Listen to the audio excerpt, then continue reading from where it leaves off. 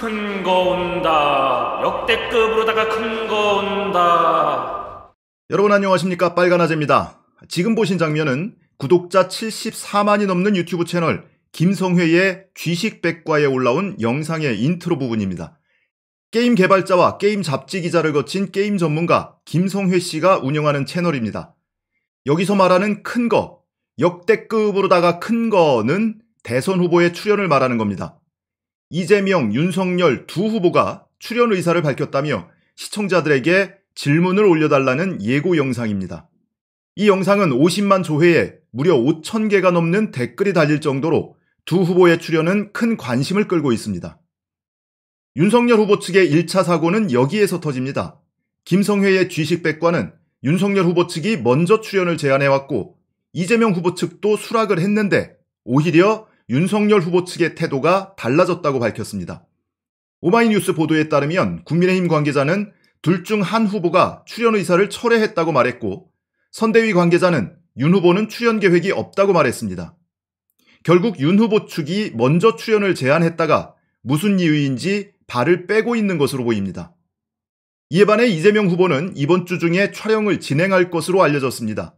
두 후보가 같은 채널에 같은 주제로 출연할 경우 게임에 대한 인식과 이해도, 고민의 깊이가 자연스럽게 비교될 수밖에 없을 겁니다. 한국콘텐츠진흥원이 지난 9월에 발표한 자료를 보면 13세에서 65세 사이의 응답자 중 게임 이용자는 71%에 달했습니다. 자녀와 함께 게임을 한다는 응답도 57%가 넘습니다. 게임이 더 이상 젊은 층의 전유물이 아니라 기성세대에도 관심과 이용의 대상이라는 겁니다. 김성회 씨는 대본 플레이만 하다가 가지 못하게 할 거라며 게임판 만만하게 봤다간 큰 코 다칠 거라고 예고하기도 했습니다. 게임판 만만하게 보고 산업진흥, 규제 완화, 이딴 뻔한 소리만 적어왔다가는 바로 개망신 당하는 거지요. 게임판의 당근과 채찍 어떻게 사용할 건지, 옛날 e스포츠 타령하면서 입료하는 구분할 수 있는지, 메타버스 NFT가 게임이랑 뭔 상관인지 알기나 하는지, 마크 청불 위기 사태가 왜 나라 망신이었는지 알고나 있는지. 어쩌면 윤 후보 측에서는 지금까지 해온 것처럼 학창 시절에 했던 추억의 게임은 뭐냐, 스타크래프트를 해봤다면 주 종족은 뭐냐, 이런 수준의 질문을 기대했을지 모릅니다. 추억의 맛집이나 탕수육 북먹 찍먹 같은 팬미팅 수준의 문답을 하고 사진 한 장 찍는 것으로 청년층과 소통했다고 하는 수준이기 때문입니다. 민초파라든지 탕수육에 찍먹파와 북먹파가 첨예하게 대립하고 있고. 네.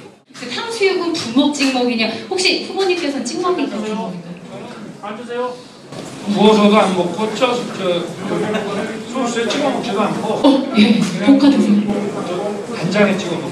간장에 찍어 드세요. 좋습니다. 두 번째 사고는 게이민들은 절대 용납할 수 없는 인물을 캠프의 특보로 임명한 겁니다.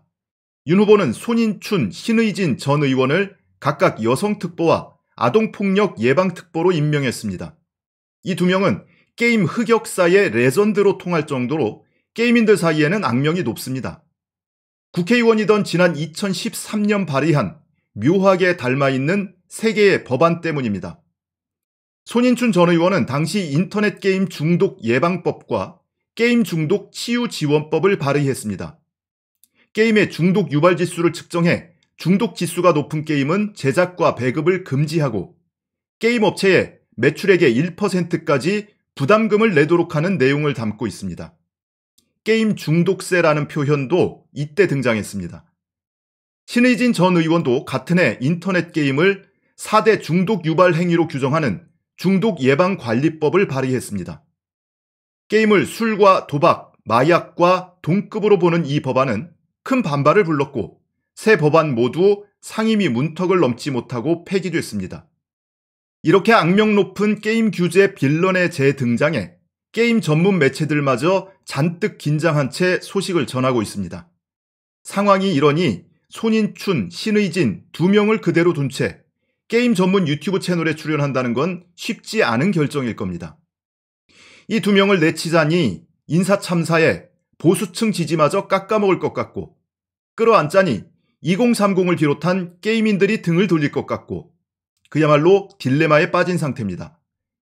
이번 일을 계기로 박근혜 정권 시절부터 게임 규제에 앞장섰던 지금의 국민의힘 정치인들의 행보와 거꾸로 게임 산업 육성과 이용자 권익 보호의 진심이었던 민주당 의원들의 행적이 뚜렷한 대비를 이루며 다시 한번 부각되고 있습니다.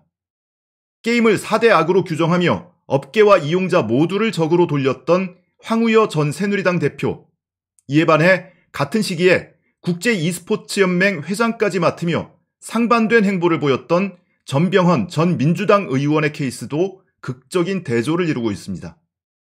최근에도 확률형 아이템을 두고 여야가 상반된 법안을 발의했는데 쉽게 말하면 국민의힘은 업계의 이익을 반영한 법안을 내놓은 거고 민주당은 이용자의 권익 보호에 방점을 찍는 법안을 내놓은 겁니다. 여론이 어느 쪽으로 움직일지는 자명한 거죠. 이재명 후보도 이를 의식한 듯 오늘 아침 인터넷 커뮤니티 DC인사이드에 직접 글을 올려 게임 이용자의 권익을 보호하기 위한 콘텐츠산업진흥법 개정안을 소개하는 등 발빠른 대응을 보이고 있습니다. 이재명 후보는 국군체육부대 상무에 e스포츠단 창설을 제안하기도 했습니다. 내년 9월 중국 항저우에서 열리는 아시안게임에 e스포츠가 정식 종목으로 채택된 상황에서 또 한 번 이슈를 선점하고 나선 겁니다. 자, 이쯤 되면 윤석열 후보가 게임 업계와 이용자들에게 얼마나 심각한 일을 저지르고 있는 건지 가늠이 될 겁니다. 물론 게임을 하는 사람들이 하나의 정체성만 갖고 있지는 않습니다. 그 중에는 자영업자도 있고 학생도 있고 가정주부도 직장인도 있을 겁니다.